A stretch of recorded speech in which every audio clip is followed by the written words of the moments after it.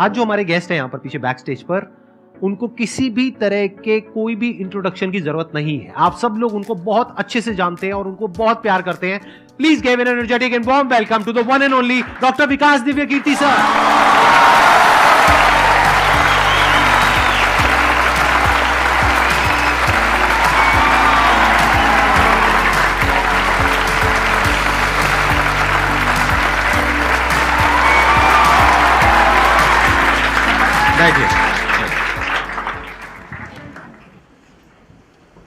मैं सबसे पहले आपको धन्यवाद देना चाहता हूँ यहाँ पर आने के लिए। Thank you so much. क्योंकि जब से मैंने सीरीज शुरू करी है तब से हमारे कमेंट सेक्शन में कोई भी एक भी ऐसा वीडियो नहीं है जहां पर आपका नाम ना लिखा हो।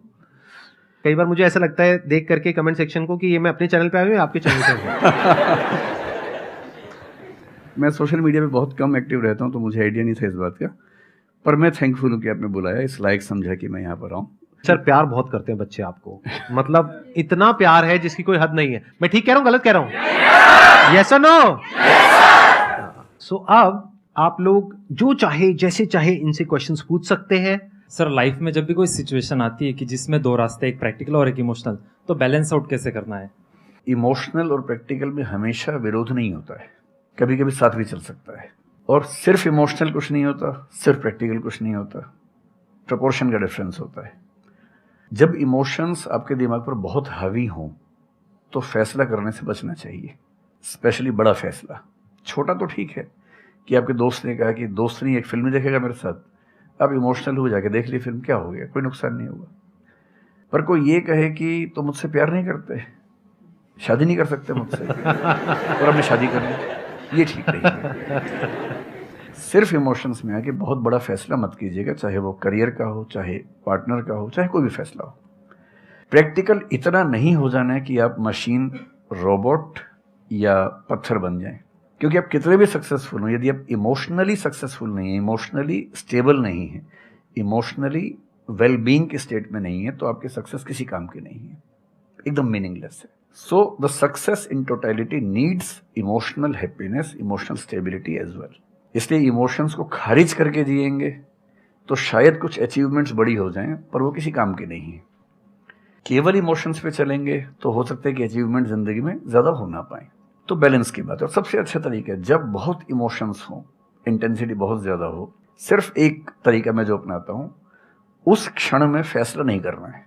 कुछ भी हो, कोई कितना भी प्रेशराइज करे, सिर्फ इतना बोलिए कि मैं 24 घंटे बाद बताऊंगा आपको, थोड़ा सोचूंगा इस बारे में। और यदि आपने उस मोमेंट से खुद को बाहर निकाल लिया तो फिर आप डिटैच होकर देख पाएंगे और थोड़ा सा प्रैक्टिकल एलिमेंट भी रहे, इमोशनल एलिमेंट भी रहे, वो फैसले सबसे अच्छे रहेंगे लाइफ के लिए। मैं आपको एग्जांपल से बात समझाता हूँ।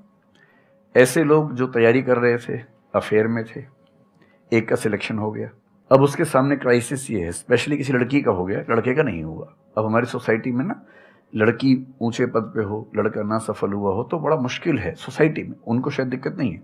अब वो लड़की प्रैक्टिकल नहीं है कि मैं तुमसे शादी करूं, ये कह के अगर हट जाती है और शादी करती है किसी ऐसे व्यक्ति से जो बहुत सफल है।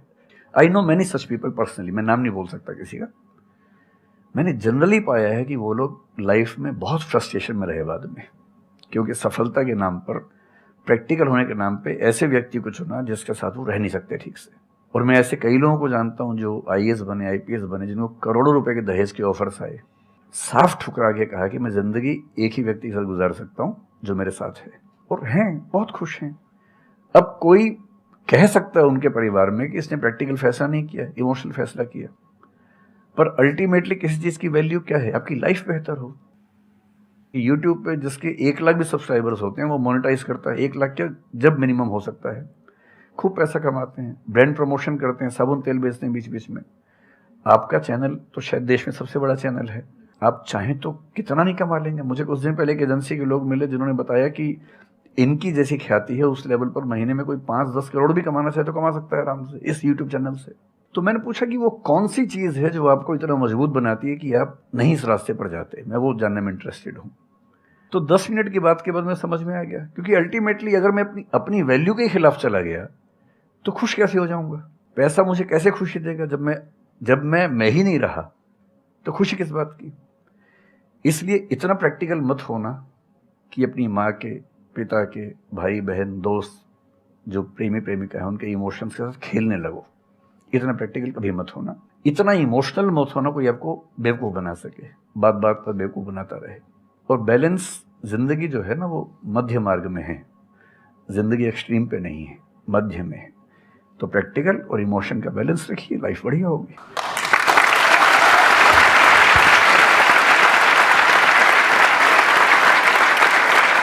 आपने सर इतने अच्छे से एक्सप्लेन किया, मेरे पास में कुछ है ही नहीं बोलने के लिए।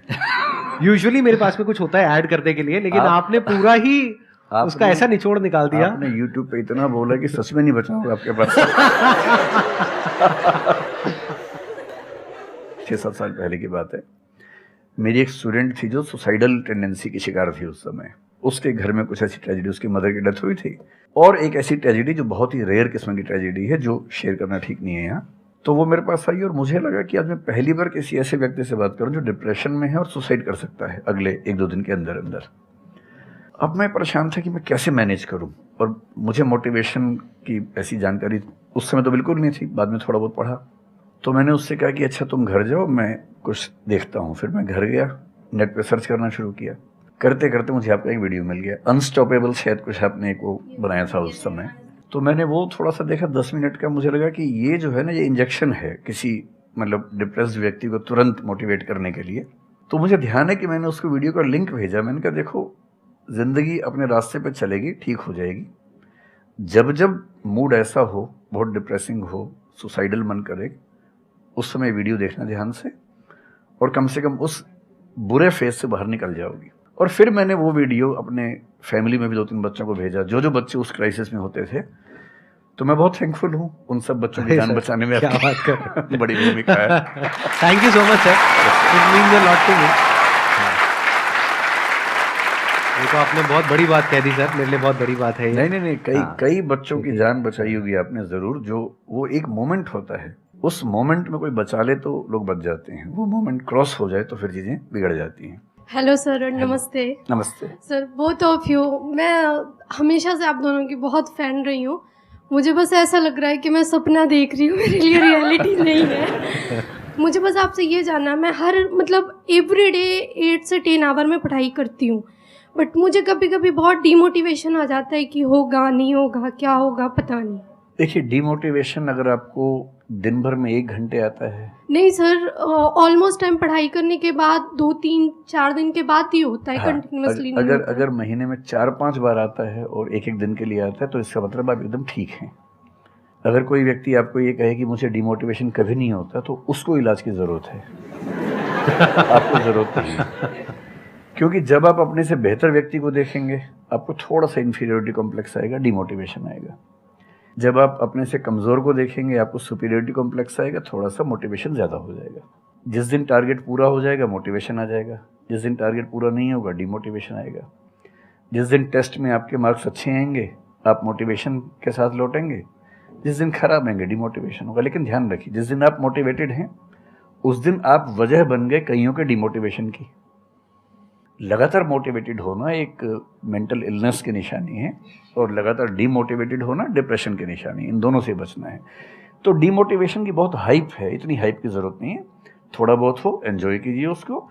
और जब जब लगे कि ज़िंदगी बहुत ख़राब चल रही है, तो मैं जो करता हूँ, अजीब सा लगेगा आपको, मैं कभी कभी शमशान घाट चला जाता हूँ। सर, मैंने ये सुनी है, आपने वीडियोस में भी कहा है। सच में चला जाता हूँ, या ट्रॉमा सेंटर चला जाता हूँ देखने के लिए। ट्रॉमा सेंटर में जाके 1 घंटा बैठ के आ जाइए, मोटिवेशन आ जाएगा। और शमशान घाट में जाके देख लीजिए कि हम जैसे हमसे कम उम्र के लोग वहाँ जल रहे होते हैं, तो लगता है हम जिंदा तो हैं। अगर मैं थोड़ा सा कॉग्निटिव लेवल पर बात करूँ, एक बहुत बड़ा साइकोलॉजिस्ट हुआ, उसका नाम है ब्रेंटानो, कभी सर्च कीजिएगा उसको। ब्रेंटानो ने ह्यूमन कॉन्शियसनेस को स्टडी किया, और उसने ये बताया कि ह्यूमन कॉन्शियसनेस की बेसिक नेचर है कि जो हमारे पास है वो हमें नज़र नहीं आता, जो नहीं है वो नज़र आता है। तो the consciousness of lacking something is the nature of human consciousness. इसलिए इसी बात को एक शेर में, बहुत प्रसिद्ध शेर में कहा गया है, दुनिया जिसे कहते हैं जादू का खिलौना है, मिल गया सो मिट्टी है, नहीं मिला वो सोना है।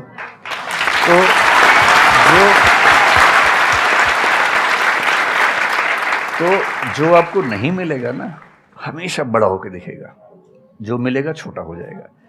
तो ईमानदारी इसमें है कि जब जब डिमोटिवेशन और डिप्रेशन हो, एक कागज़ लेके बैठ जाइए और एक तरफ लिखिए मेरी ज़िंदगी में ऐसा क्या क्या है जो दूसरों के पास नहीं है।